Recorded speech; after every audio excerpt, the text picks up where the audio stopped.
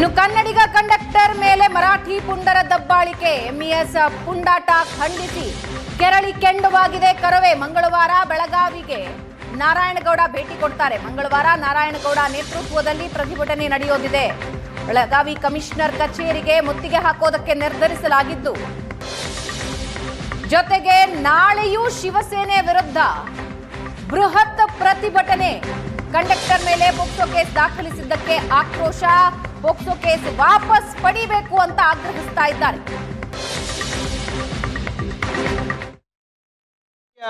ಕನ್ನಡಿಗನಿಗೆ ಆದ ಅನ್ಯಾಯ, ಅವನ ಮೇಲೆ ನಡೆದಂತ ಗುಂಡಾಗಿರಿಯನ್ನ ಖಂಡಿಸಿ ಪ್ರತಿಭಟನೆ ಮಾಡಲಿಕ್ಕೋಸ್ಕರ, ಆ ಪುಂಡರಿಗೆ ಆ ನೆಲದಲ್ಲೇ ಎಚ್ಚರಿಕೆಯನ್ನ ಕೊಡ್ಲಿಕ್ಕೋಸ್ಕರ ಮಂಗಳವಾರ ಬೆಳಗ್ಗೆ ನಾನು ಬೆಳಗಾವಿಗೆ ಬರ್ತಾ ಇದ್ದೇನೆ. ಕನ್ನಡದ ಕೆಚ್ಚದೆಯ ಕಲಿಗಳೇ, ಹುಲಿಗಳೇ, ಬನ್ನಿ ಬೆಳಗಾವಿ, ನಮ್ಮ ನಡೆ ಬೆಳಗಾವಿಯ ಕಡೆ.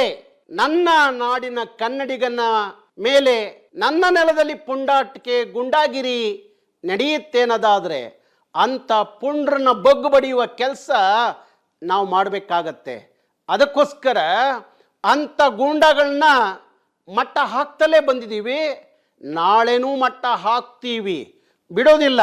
ಅದಕ್ಕಾಗಿ ನಾನು ಬೆಳಗಾವಿಗೆ ಮಂಗಳವಾರ ಹೊರಟಿದ್ದೀನಿ. ಮಂಗಳವಾರ ಬೆಳಗ್ಗೆ ಬೆಳಗಾವಿಯ ಕಡೆ ನನ್ನ ನಡೆಗೆ ಎಲ್ಲ ಕನ್ನಡದ ಕೆಚ್ಚದೆಯ ಹುಲಿಗಳು ಬೆಳಗಾವಿ ಕಡೆ ಬನ್ನಿ ಅಂತ ಹೇಳಿ ಕರೆ ಮಾಡ್ತಾ ಇದ್ದೀನಿ. ಈ ಬಗ್ಗೆ ಇನ್ನಷ್ಟು ಡೀಟೇಲ್ಸ್ ಹಂಚ್ಕೊಳ್ಳೋದಕ್ಕೆ ನಮ್ಮ ಜೊತೆ ಲೈವ್ ನಲ್ಲಿದ್ದಾರೆ ನಮ್ಮ ಪ್ರತಿನಿಧಿ ಅನಿಲ್ ಕಾಜ್ಗಾರ್. ಅನಿಲ್, ಈಗ ಮತ್ತೊಬ್ಬನನ್ನ ಬಂಧಿಸಲಾಗಿದೆ. ಇದು ಸೇರಿದಂತೆ ಅಪ್ರಾಪ್ತ ಸೇರಿದಂತೆ 5 ಜನರ ಬಂಧನ ಇಲ್ಲಿವರೆಗೆ ಆಗಿದೆ. ಅವರ ಹಿನ್ನೆಲೆ ಏನು ಮತ್ತೆ ಏನೆಲ್ಲ ಡೀಟೇಲ್ಸ್ ಈಗ ಸದ್ಯಕ್ಕೆ ಲಭ್ಯ ಆಗ್ತಾ ಇದೆ?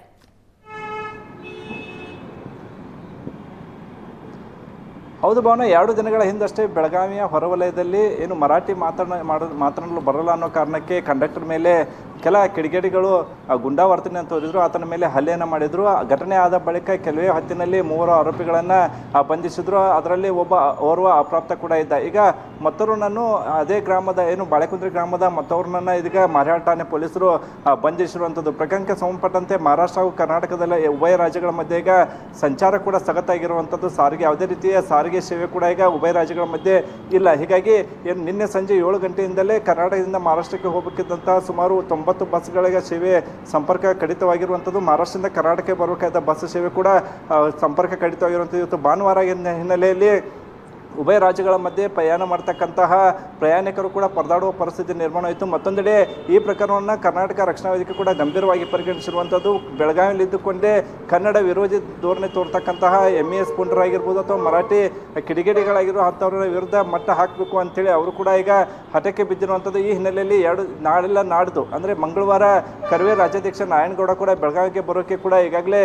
ಕರೆಯನ್ನು ಕೊಟ್ಟಿದ್ದಾರೆ. ತಾವು ಒಬ್ಬರೇ ಅಲ್ಲ, ಇಡೀ ಕನ್ನಡವನ್ನು ಪ್ರೀತಿಸುವ ಎಲ್ಲರೂ ಕೂಡ ಬೆಳಗಾವಿಗೆ ಬರಬೇಕು ಅಂತೇಳಿ ಅವರು ಕೂಡ ಕರೆಯನ್ನು ಕೊಟ್ಟಿರುವಂಥದ್ದು. ಮತ್ತೊಂದೆಡೆ ಪ್ರವೀಣ್ ಶೆಟ್ಟಿ ಹಾಗೂ ಶಿವರಾಮೇಗೌಡ ಕೂಡ ಬೆಳಗಾವಿಗೆ ಬಂದು ಪ್ರತಿಭಟನೆ ನಡೆಸಿದ್ದಾರೆ. ಏನು ಕಂಡಕ್ಟರ್ ಮೇಲೆ ಪೋಕ್ಸೋ ಕೇಸನ್ನು ಹಾಕಲಾಗಿತ್ತು, ಪೋಕ್ಸೋ ಕೇಸನ್ನು ಹಿಂಪಡಿಬೇಕು ಅಂತೇಳಿ ನಾರಾಯಣಗೌಡ ನೇತೃತ್ವದಲ್ಲಿ ಮಂಗಳವಾರ ನಗರ ಪೊಲೀಸ್ ಆಯುಕ್ತ ಎಡಾ ಮಾರ್ಟಿನ್ ಕಚೇರಿ ಎದುರು ಬೃಹತ್ ಪ್ರತಿಭಟನೆಯನ್ನು ನಡೆಯಲಿದೆ. ಅದಕ್ಕಿಂತ ಮುಂಚೆ ಚೆನ್ನಮ್ಮ ವೃತ್ತದಿಂದ ನಗರ ಪೊಲೀಸ್ ಆಯುಕ್ತರ ಕಚೇರಿಯೂ ಕೂಡ ಬೃಹತ್ ಪಾದಯಾತ್ರೆ ಕೂಡ ನಡೆಯಲಿದೆ. ಭಾವನಾ, ಇದರ ಜೊತೆಗೆ ಈಗ ಮರಾಠಿ ಮುಖಂಡ ಒಂದು ಹೇಳಿಕೆಯನ್ನ ಕೊಟ್ಟಿದ್ದಾರೆ. ಹೋರಾಟಗಾರರ ವಿರುದ್ಧವಾಗಿ ಕೆಟ್ಟದಾಗಿ ಮಾತನಾಡಿದ್ದಾರೆ. ಎಲ್ಲಿ ತಗೊಂಡು ಹೋಗಿ ನಿಂತ್ಕೊಳ್ಳುತ್ತೆ ಈ ಪ್ರಕರಣ ಈಗ?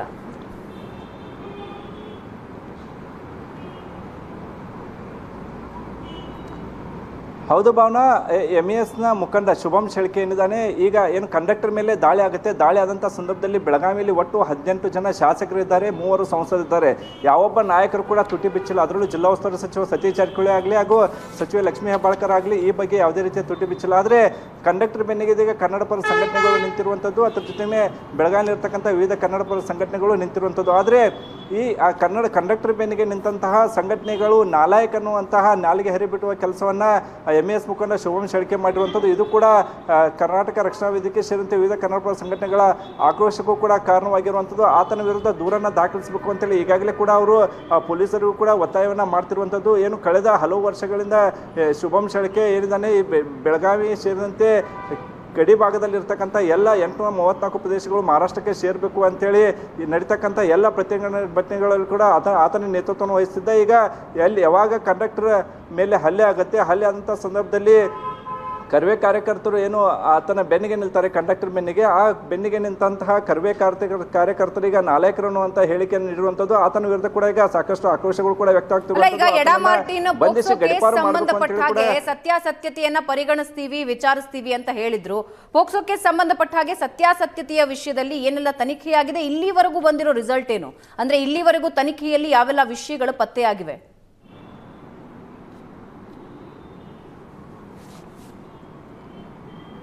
ಭಾವನಾ, ಸಾರ್ವಜನಿಕವಾಗಿ ಅಂದರೆ ಅವತ್ತು ಏನು ಘಟನೆ ಆಯಿತು, ಘಟನೆ ಆದಂಥ ಸಂದರ್ಭದಲ್ಲಿ ಸುಮಾರು 10ಕ್ಕೂ ಅಧಿಕ ಜನರು ಮೊಬೈಲ್ನಲ್ಲಿ ಸೆರೆಯನ್ನು ವಿಡಿಯೋ ರೆಕಾರ್ಡನ್ನು ಮಾಡ್ಕೊಂಡಿರುವಂಥದ್ದು. ಕೇವಲ ಕಂಡಕ್ಟರ್ ಮೇಲೆ ಮಾತ್ರ ಹಲ್ಲೆ ಆಗಿರುವಂಥದ್ದು. ಆದರೆ ಈ ಪ್ರಕರಣವನ್ನು ಬೇರೆ ದಿಕ್ಕಿನಲ್ಲಿ ಒಯ್ಯೋಕ್ಕೆ, ಪ್ರಕರಣವನ್ನು ಮುಚ್ಚಿ ಹಾಕೋಕ್ಕೆ, ಪ್ರಕರಣಕ್ಕೆ ಹೊಸ ತಿರುವು ರೀತಿಯಲ್ಲಿ ಪೊಲೀಸರು ಆತನ ಮೇಲೆ ಏನು ಕಂಡಕ್ಟರ್ ಮೇಲೆ ಪೋಕ್ಸೋ ಕೇಸನ್ನು ಹಾಕಿರುವಂಥದ್ದು. ಆ ಸಂಬಂಧಪಟ್ಟಂಗೆ ಈವರೆಗೂ ಕೂಡ ಏನು ಅರ್ಜಿ ಕೊಟ್ಟು ಹೋದಂತಹ ಬಾಲಕಿ ಕೂಡ ಮರಳಿ ಠಾಣೆಗೆ ಬಂದಿಲ್ಲ. ಅದ್ರ ಜೊತೆಗೆ MESನ ಪುಡಾರಿಗಳು ಕೂಡ ಅಲ್ಲಿ ಠಾಣೆಗೆ ಹೋಗಿಲ್ಲ. ಆದರೆ ಆ ಸಂಬಂಧಪಟ್ಟಂಗೆ ಇನ್ನೂವರೆಗೂ ಕೂಡ ಪೊಲೀಸರು, ಮಾರಿಹಾಳ್ ಠಾಣೆ ಪೊಲೀಸರು ಪ್ರಕರಣವನ್ನು ಕೈಗೆತ್ತಿಕೊಂಡಿಲ್ಲ. ಆದರೆ ಈ ಪ್ರಕರಣದಲ್ಲಿ ಕಂಡಕ್ಟರ್ ಮೇಲೆ ಹಲ್ಲೆ ಮಾಡಿರ್ತಕ್ಕಂಥ 15ಕ್ಕೂ ಅಧಿಕ ಜನರು ಇದ್ದಾರೆ ಅಂತೇಳಿ ಸ್ವತಃ ನಿನ್ನೆ ಅಷ್ಟೇ ಕಂಡಕ್ಟರ್ ಅಂತ ಮಾದೇವಪ್ಪ ಹುಕ್ಕೇರಿ ಕೂಡ ಮಾಧ್ಯಮಗಳಿಗೆ ಮಾಹಿತಿಯನ್ನು ನೀಡಿದ್ರು. ಈ ಹಿನ್ನೆಲೆಯಲ್ಲಿ ಬಂಧಿಸುವ ಉಳಿದ ಆರೋಪಿಗಳನ್ನು ಬಂಧಿಸುವ ನಿಟ್ಟಿನಲ್ಲಿ ಇದೀಗ ಪೊಲೀಸರು ಬ್ಯುಸಿ ಆಗಿರುವಂಥದ್ದು. ಹೀಗಾಗಿ ಈ ಒಂದು ಏನು ಪೋಕ್ಸೋ ಕೇಸ್ ಆಗಿದೆ, ಪೋಕ್ಸೋ ಕೇಸ್ ಸಂಬಂಧಪಟ್ಟಂಗೆ ಈವರೆಗೂ ಕೂಡ ಅವರು ತನಿಖೆಯನ್ನು ಆರಂಭ ಮಾಡಿರೋ. ಭಾವನಾ, ಎಸ್, ಧನ್ಯವಾದ ಅನಿಲ್.